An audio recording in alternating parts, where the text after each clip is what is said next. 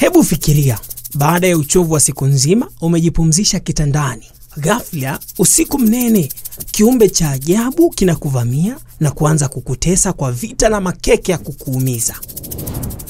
Mwanzoni ilisikika kama simulizi tu ya kutisha na kuwatia watu hofu. Wenyeji wa kisiwa cha Pemba wakakitamba kisa hiki kwa utambaji ulioibua matani hadi ilipotokea.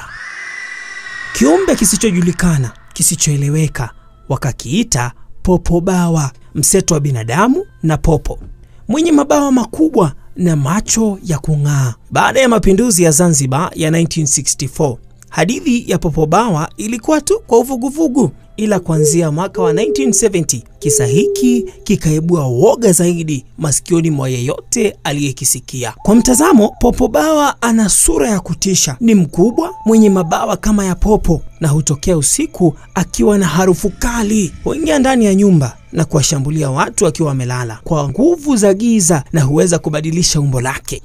Na ili kuhakikisha habari yake inaenezwa, kiumbe hiki kiliwataka watu kusema yaliyotukia, la sivyo kingerejea kwa nguvu tena na giza zaidi. Kisa maarufu kilitokea mwaka wa 1995 ambapo wakazi wa Pemba walihofu sana baada ya kuripotiwa visa vya watu kushambuliwa na kiumbe huyu. Popo bawa hakuchagua, alimshambulia yeyote aliyepatana naye. Kilichowatisha wengi zaidi ni kwamba popo bawa alikuwa akiwabaka wanaume, jambo ambalo lilifanya watu waliokuwa wameathiriwa waogope hata kusema hadharani kwa hofu ya aibu. Katika maeneo mengi watu walikuwa wakikesha usiku mzima wakipiga kelele, kupiga ngoma au kuchoma mishumaa, wakiamini kwamba mwanga na makelele vingemfukuza popo bawa. Hata hii leo wapo wanaoamini kwamba popo bawa huamka kila baada ya muda. Je, ukilala mwenyewe usiku wa leo utakuwa tayari iwapo popo bawa atatokea?